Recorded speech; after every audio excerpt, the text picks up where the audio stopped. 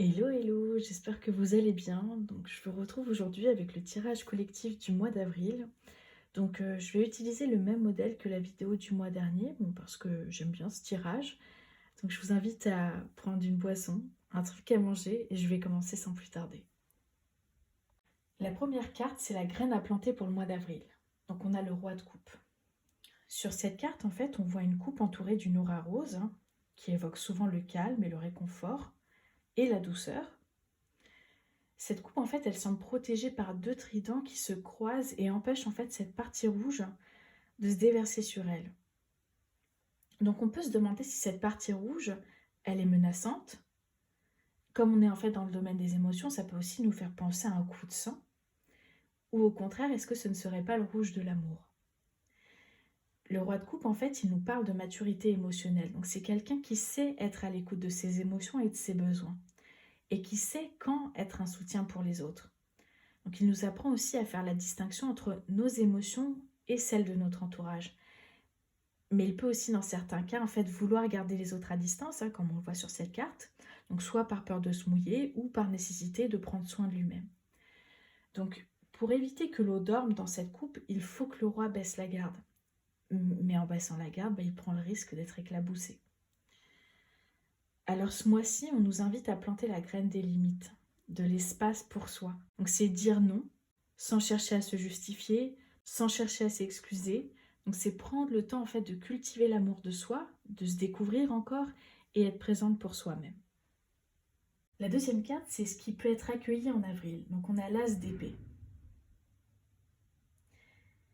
Cette épée, en fait, elle est prête à résoudre les casse-têtes qui se présentent à elle. Elle a l'œil ouvert, elle est consciente et attentive, donc elle analyse en fait les formes, les mouvements. C'est vraiment pour avoir une idée de comment dépasser ces obstacles. Donc l'esprit est vif, aiguisé. C'est celle en fait qui trouve la pièce manquante du puzzle. Donc en fait, quand elle prend une décision, on a à peine le temps de l'avoir passée qu'elle a déjà résolu le problème. Avec l'as d'épée, en fait, on peut accueillir de nouvelles idées. Donc c'est vraiment celle qui nous aide à y voir plus clair, à avoir une communication plus fluide aussi de nos envies et de nos besoins pour faire le lien avec le roi de coupe. Et en fait, ces idées, elles peuvent vraiment nous aider à dissiper le brouillard mental, pour nous sortir vraiment d'une situation dans laquelle on peut se sentir bloqué et en fait trouver l'issue du labyrinthe. Donc vraiment, l'ASDP, il nous aide à distinguer en fait le réel des illusions. Donc c'est les illusions sur nous-mêmes, les autres ou le monde. Il nous aide en fait à trancher et à nous aligner à notre vérité. Donc c'est un peu comme une boussole en fait qui vient enfin nous indiquer la direction à prendre pour justement solutionner un problème et retrouver une fluidité. La troisième carte, c'est à quoi faudra-t-il être vigilant durant le mois. Donc on a le 2 d'épée. On retrouve vraiment ce rouge en fait du roi de coupe, mais ici vraiment la couleur elle prédomine. Elle semble même en être imprégnée en fait. Donc sur cette carte, ce ne sont plus deux tridents mais deux épées qui se croisent.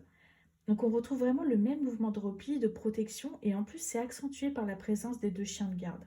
Et bien que la carte en fait elle soit dans le domaine de l'intellect, ce rouge en fait, il nous indique qu'il faut aussi mobiliser nos émotions, parce que sinon en fait on perd la fluidité de l'as d'épée, on intellectualise tout et on se prend la tête. Pour vous donner un exemple, en fait, on va partir de l'idée qu'on veut créer un atelier tarot, de naturo, de sophro, peu importe en fait. On va regarder ce que font les autres et on va être influencé. Donc, on va vouloir en fait ajouter des choses à notre programme, on va se mettre la pression, et à force d'en rajouter, en fait, on va perdre l'idée de départ qui était bonne. Et du coup, avec le 2 d'épée, on ne résout plus rien, parce qu'on perd l'agilité de l'as d'épée. Et ce qui nous empêche en fait de trancher, c'est qu'on finit en fait par adopter un comportement d'évitement en fait, parce qu'on ne prend plus de décision par soi-même. Et donc ici, en fait, on est vraiment invité à faire comme le roi de coupe, une pause. Vraiment une pause des réseaux sociaux pour arrêter de regarder ce que font les autres. En fait, on va venir réclamer de l'espace pour soi, pour écouter notre rythme, pour se poser les bonnes questions et y voir plus clair. Donc avec le 2 d'épée, on nous interroge vraiment sur nos motivations, sur ce que l'on veut vraiment pour ne pas nous trahir en fait et sortir de cet état de confusion.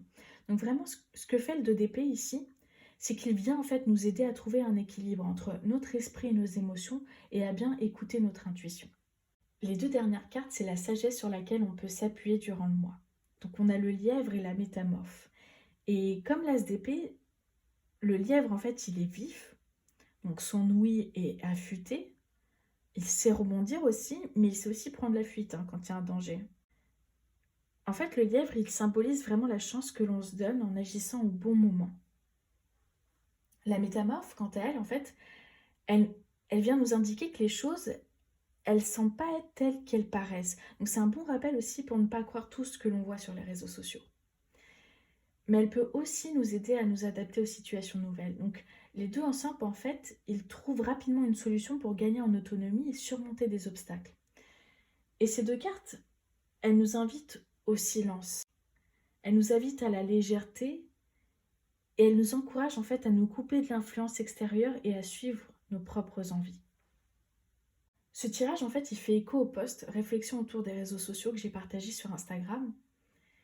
Et les réseaux sociaux, en fait, ils peuvent vraiment être un super moyen de communication, d'information, de divertissement, etc. Mais en fait, il vaut mieux éviter que ça devienne l'inverse. Parce qu'en fait, le risque, c'est qu'il nous coupe de notre joie de vivre.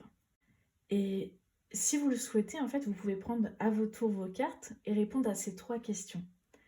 Donc la première, c'est quel est mon rapport aux réseaux sociaux? La deuxième, c'est quelle utilisation j'en fais? Et la troisième, c'est comment affecte-t-il ma santé mentale, mon temps, ma motivation, ma créativité et mon entourage?